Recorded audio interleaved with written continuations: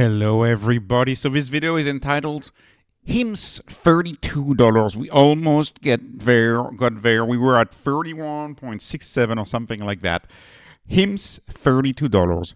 The HIMS squeeze accelerates. The squeeze accelerates. And as I made this thumbnail, we were up 10%. We're up a little less than that now. You know, who knows at the end of the day how much we will be up? Who knows? What I know is that last week, of course, we had an epic performance for HIMS stock. It was insane, right? Up 37%. And that was actually that was a screenshot I took, I think, on Thursday or something. So it actually ended up even more than this, even more up than this. Today, up 10.41% at the time of my screenshot. Of course, things move very fast. So I want to point out, HIMS is one of the hardest stocks to own emotionally, assuming one is afflicted with emotions when dealing with stocks. But it's one of the toughest ones to own as far as emotions go, because the bears, I've never seen so many bears on a stock. I guess perhaps Tesla has a lot of bears, and MSTR. Many of my stocks have tons of bears. But anyways, you think Bitcoin is tough to own? Right? Did you think Bitcoin is tough to own? Bitcoin was down nearly 50% from the 120 to like the high 60s, high 60,000. You think Bitcoin is tough? You think Tesla is tough to own? Right? Tesla down to 350 after hitting 499. LOL, laughing out loud. These are not tough to hold, Tesla or Bitcoin. HIMS is tough to hold. HIMS in less times than it takes to grow a baby, HIMS lost 75% of its value and then gained back half of its value. So you would have been down 3x, up 2x in a matter of 8 months. That's HIMS stock for you.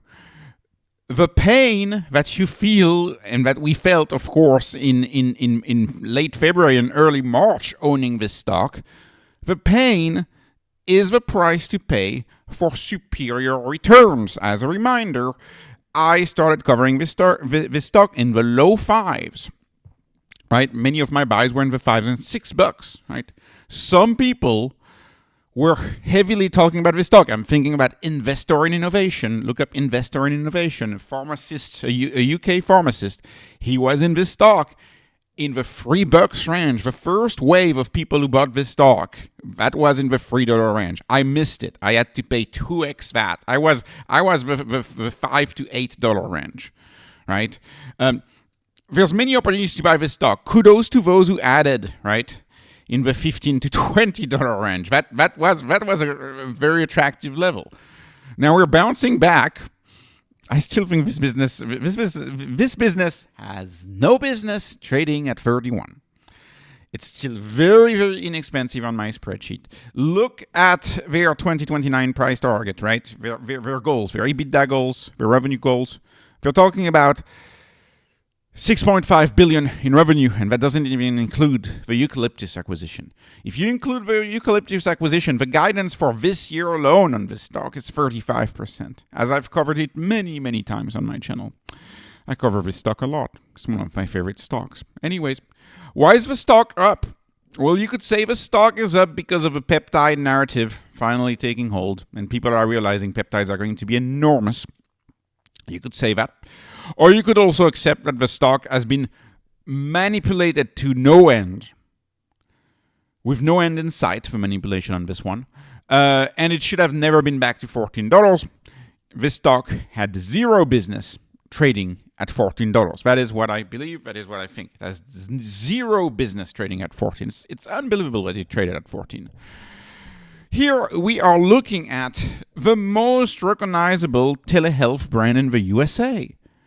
And who says that? I say that. Right? It's anecdotal, but it's more than anecdotal. Linear TV, billboards, advertising. HIMS is everywhere. HIMS is a company who has looked at marketing as an investment. Right? This is the classic debate. When you have a recurring revenue for possibly 30 years for a HIMS customer, spending a lot of money on customer acquisition is actually an investment, because once someone is on the platform, they stick to the platform, because the platform is a 0 to 1 platform. It is better and cheaper than the alternative, which is healthcare. It's better and cheaper than the alternative. When people have a better and cheaper product, they switch. There's nothing they can do but switch. And HIMSS has a very efficient marketing strategy. They are on mass media. They are all over, whether it's the radio, whether it's TV shows targeted at women, TV shows targeted at men, like in sports advertising, a lot of it. Like this stock is everywhere. This stock is very well known now, you know. Anyways, and I'd be curious to see what the unaided brand awareness is for HIMSS. Like you know, name a website where you can get your prescriptions. I would be very, very interested what the unaided brand awareness is. They might want to communicate a little bit on that. Anyways, where does the normie? So the term normie I've been using the past week a lot, but. And it's a funny term. It's not condescending. It's just funny. I like that word. That's the way I use it, at least. The normie who wants legit scripts, and by the normie I mean someone who's like not into stocks, you know, who's just living their life, going about their day, honorable person, your standard person, your standard guy who wants legit scripts, to use kind of a, you know, Gen Z speak here. I think that they will think of hims and hers. I just do. It's you know, this company is very easy access. It's an app. It's very easy access. It's everywhere. You see it on billboards. You see it, you know, in magazines. You see it on TV. The unaided brand awareness, I think, is very high. They have a great motto: total care, totally different. They have actually apps in both Android and Apple. I'm looking at the quote unquote biggest competitor. The biggest competitor of HIMSS, quote unquote, doesn't even have an Android app, right? And so you have people saying, "Oh, Row is huge competition. Look," they're like, "Oh, Row is ranking really high this week in, say, the Apple Store." They don't even have an Android app. Like Row is leaving so much money on the table. What's happening at Row? So. Anyways, you know, total care, total different. The app. So let me just go. Once again, let me just go through a quick thesis. I've been through a thesis of him so many times on this channel, and there's so much to say about this stock. This is a stock in many, many ways that could grow as complex as Tesla, and as debated and as criticized as Tesla. This is kind of the way I could look at this stock. It's as complex as Tesla. You'll see it's a complex story. I'm going to walk you through each of these lines here. It's a complex story that people don't get intuitively. Kind of like a Tesla. You know, out of the top 3 stocks I cover on this channel, MSTR is very simple. Bitcoin, my MSTR Bitcoin play is very simple compared to a Tesla or a HIMSS. So let's go with HIMSS. What is HIMSS? HIMSS, I describe it with an equation. First, it's an electronic AI doctor. Electronic because it's remote. It's in an app. It's on a website. AI because the doctors, and they have, I mean, last time they reported on this, it was 1,500 doctors. I mean, mostly NPs, but they have some MDs, right? Nurse practitioners is of course the bulk of the doctors on there. Quote unquote doctors, they're not doctors, but you know what I mean. They have AI, right? There's a recommender system.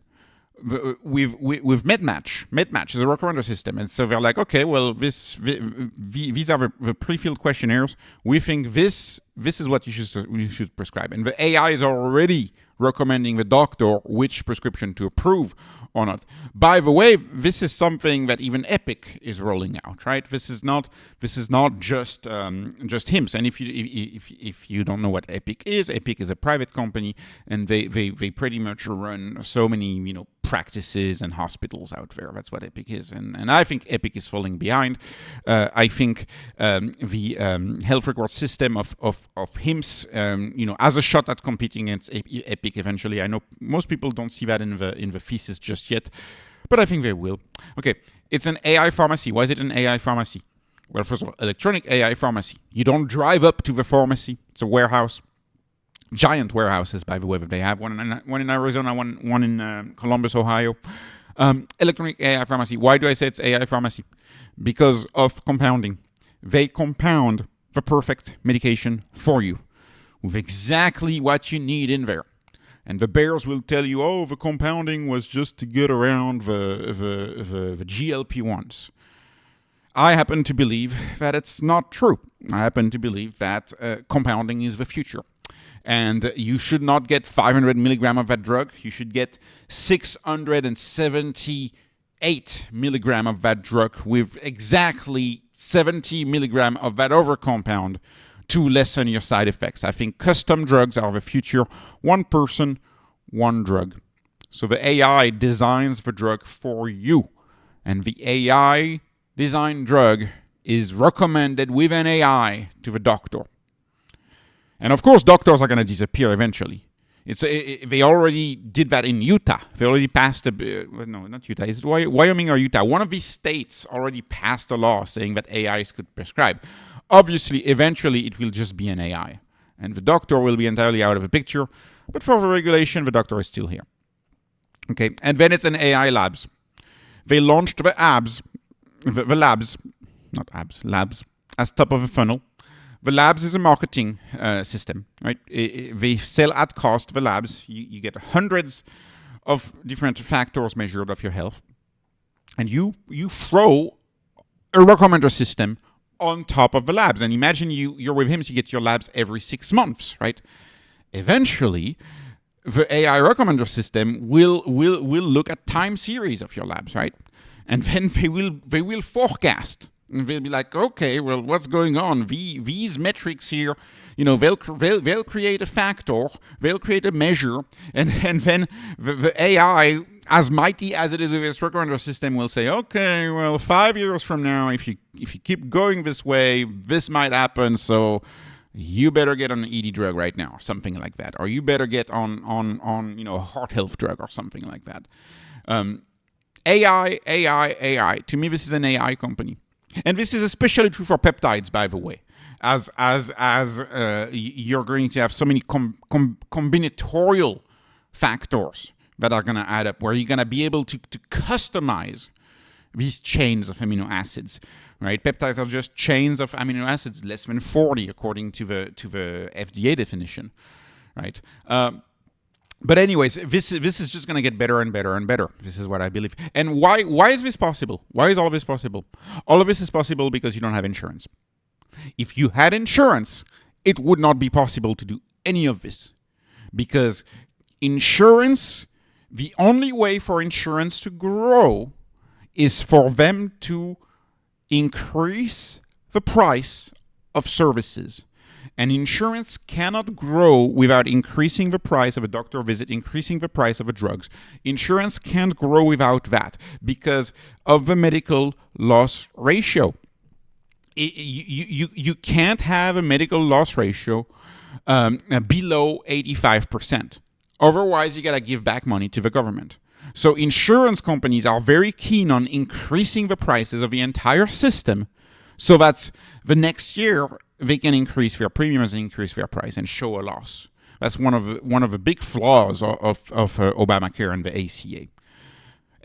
And aside from that, aside from the inflationary nature of insurance, another problem is that they move too slow. Like I've watched, family doctors talk about, things like, at any point in time, they have 40% of their revenue for their clinic was in limbo because the insurance will argue with you.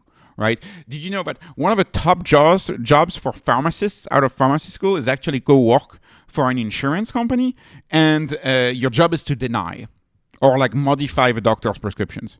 You're like, the doctor prescribed 35 sessions of chemo. Me, the insurance company, I'm going to deny 7 of them, and I'm going to say that 28 sessions is enough. And boom, you save money for the insurance company. You can't innovate with the insurance company in the picture. It is not possible to innovate with the insurance company in the picture. I fundamentally believe that this is one of the aspects that a lot of the bears don't get. Anyways, because you don't have insurance in the picture, because you don't have physical buildings in the picture, because you have AI making the doctors ever more efficient, you end up with a company, HIMSS, that is cheaper than copays. And I think the average spend of a customer at Hims is like a little north of $1,000, something like that, per year. And they have many prescriptions in still in the 50, like $55 to $60 range. The average basket is something like 80 a month or something like that. And of course, why do I say it's cheaper than copay? Andrew Dudum, CEO, said that on the call multiple times. Like the average American spends something like $2,200 a year, $2,200 a year on copays. So Hims is twice as cheap as copays. And more importantly, and this is so important for Gen Z, for the new generation, the new generation will not call a plumber because they're afraid they're going to get ripped off because the pricing is not transparent. The new generation requires transparent pricing. There is no such thing as transparent pricing in the traditional healthcare system. Try to look for the actual price of any drug outside of telehealth like Hims or Ro or LifeMD. Try to look for a price of a drug. It's all websites who try to get your insurance company information to see if they can charge you an arm and a leg, or if they can't charge you an arm and a leg, what do they do? They give you a under the table price, I guess, but it's not an illegal under the table price. It's just that they don't want to advertise the actual price. You have no transparent pricing in the legacy healthcare system. Hims has transparent pricing. Transparent pricing alone is a big reason why people are going to go to Hims. This innovation of transparent pricing, for example, I find it very similar to Tesla's innovation of no dealership. Buying a car online, not having dealership. Like if you look at the Tesla story, I think one of the most underappreciated aspects of the Tesla story is the fact that for the longest time, essentially the only car that would avoid you having to go to a dealership was Tesla. Like that was the only car you could buy without having to go through 5 hours of haggling on a Saturday afternoon, which some people absolutely hate. I wouldn't like that either, by the way. Some people absolutely hate it. They just bought a Tesla because they didn't want to have to deal with a dealership. Because people, if you look at polls, people would rather have a root canal. They would rather have a root canal than go to a dealership. This is a real poll. You can look at it, and so I'd be curious. Do they have these polls? Like what would people rather do than figure out the Blue Cross Blue Shield coding system and figure out whether they're going to get a bill in the mail 3 weeks from now? Or not, How many people have gotten into medical debt? Not because they can't afford it, not because they can't pay, but because when they leave the doctor office is unable to tell them what they owe, and they're like, oh, if you owe something, they'll be in touch. And guess what? They're in touch. They send you a letter 3 weeks later. You happen to be on vacation, you skip the letter, and boom, you're in trouble because they don't have transparent pricing. Who enters a contract without transparent pricing? If you want transparent pricing healthcare, Hims is the way. I fundamentally believe that. Hims has its own electronic health record, all in one continuous app. Continuous app is important because the value of the health record is going to be over time, right? It's going to be, let's say you've been a customer of Hims. I don't know. Let's say you've been with Hims for hair loss or something. Well, how about you start entering your data, all of your questionnaires, you start entering it. 5 years later, think about the recommender system at Hims. They have 5 years of data on you, just like YouTube or Netflix has 5 years of your browsing data. Think about the recommendations they can give you. And of course, Netflix or YouTube or TikTok or X or social media, they try to increase your engagement.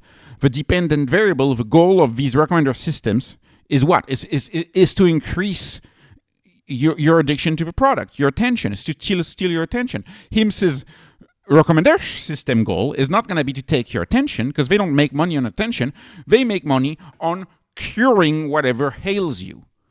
So the goal of the Hims recommender system is going to be to cure and prevent diseases, anything that may come up. And of course, they're going to do that with pills. And by the way, pills is the number one way you solve issues, and peptides are going to be another big way you solve issues, right? Pills, and I would argue, injecting peptides becoming more and more socially acceptable thanks to GLP-1s. So this is no different from what the traditional health system treats people. I mean, pills are still the way you treat people. I'm sorry. So some people think, oh, we should go back to the Middle Age and not use pills anymore, right? But they're not as quick to say, oh, we should stop washing our hands, for example, right? Which is a medical practice. I'm perfectly fine, and I think the future, I think the youth, I think the younger people will be perfectly fine understanding that if we want to be the best version of ourselves, that's not the natural set, right? It's what we were dealt with nature is a good baseline, but everybody can do better than what we're dealt with by nature. And that includes improvements, health routines, and for some reason, penicillin totally accepted. I don't know. I know vaccines. Sometimes people talk about vaccines, but meningitis, like if you have a school where you have meningitis, I don't know a lot of parents who are against meningitis vaccine. That makes sense. It's like you can argue. Maybe some are bad, maybe some are good, but some of them are like pretty darn good. Anyways, you probably know what I mean. It's like it's nobody argues against penicillin. Nobody argues against hand washing. And I think there's a lot of pills that are no-brainers that very, very few people argue against and are going to argue against. So anyways, modern UI, modern UX, we tend to underestimate the value of UI and UX. But UI and UX is super important. It makes your experience pleasant. How pleasant is it to interact with a company, right? Calling a plumber on the phone is not pleasant. Calling Blue Cross Blue Shield is not pleasant. Interacting with the HIMSS app is pleasant. Modern UI and UX matters a lot, even though people don't realize it. And HIMSS is a brand, which is why they've optimized for things like modern UI and UX, And think about modern UI and UX in the context of physical/analog healthcare. They sure understand it. Some of these hospitals look like, they look like $1 million because they somehow traditional healthcare understand the value of AI and UX for like a surgery center or welcome decks, which look like $1 million. Granite countertops, granite everywhere, large entryway, large halls, beautiful. Yet they don't get that perhaps you should update the Blue Cross Blue Shield website. Anyways, it's the same thing. HIMSS treats you as a customer. It's so important to not be a patient anymore, but be a customer. A patient gets denied, right? And you have a lot of professions where they've decided that they should treat the people who interact with them not as customers, right? You're not a customer. So they invent new words, like users, like a public transportation system will say, oh, we have users, right? No, they're not customers, they're riders, right? It's not as good as the word customer. The word customer carries a specific weight, which is customer satisfaction. A customer is here to be satisfied. A patient, not necessarily, right? A client, well, a client is, but you know what I mean? A user, not necessarily, but a customer implies satisfaction. HIMSS treats you as a customer, which means that HIMSS wants you to be satisfied. As we say, the customer is king. Customer centricity, customer centric. This was introduced by Amazon. The customer always wins. The customer is king. Credit cards also played a role with like chargebacks, But anyways, this is of the utmost important. It's an honorable word to treat someone as a customer. And HIMSS does that. Traditional healthcare doesn't do that. And of course, being treated as a customer solves the biggest issue of traditional healthcare, which is you go see the doctor for a problem, you have to pay whether the doctor can help you or not. You have to pay whether the doctor can help you or not. HIMSS solves that, because if the doctor can't help you, you don't have to pay. Big difference. If the doctor can't prescribe you something because there's an issue with your health, you don't qualify for that medication, you just close the app, end the visit, and you remain friends. Big difference, right? Amazon doesn't charge you to browse their website. Costco does.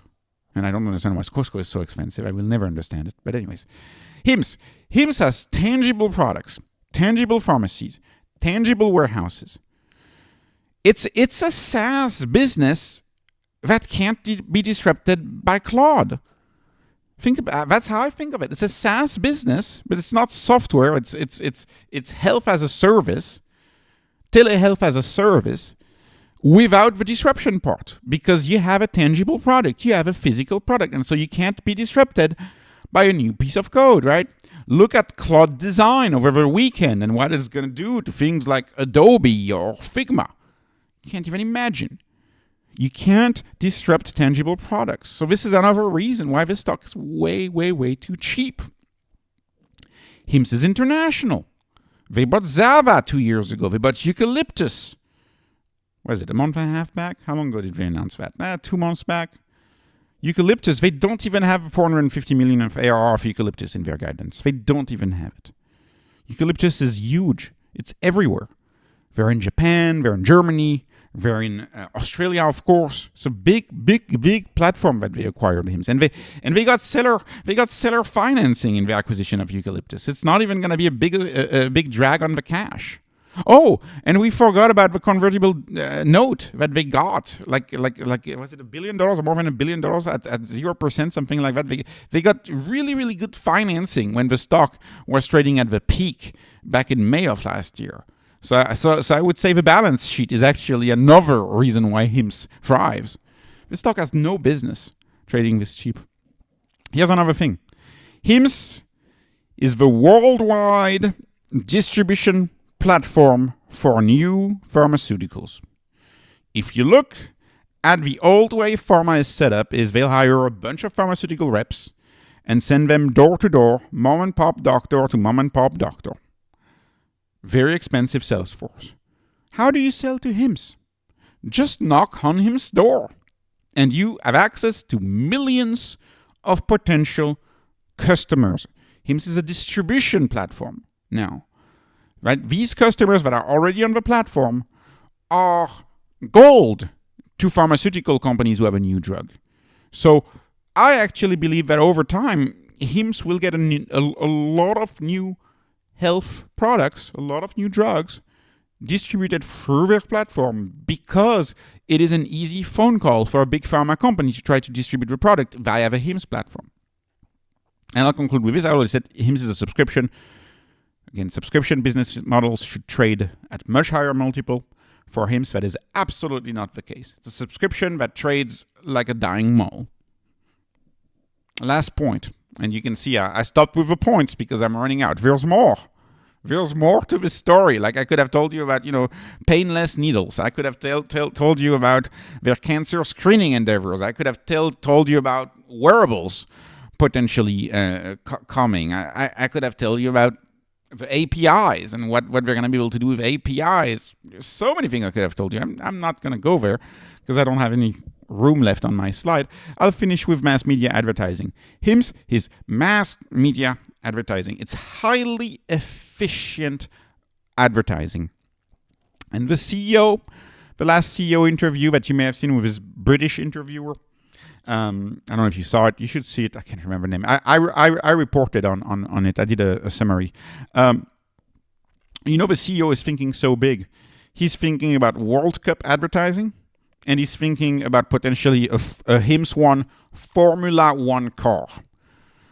What's the unique thing about either Formula One or about soccer World Cup?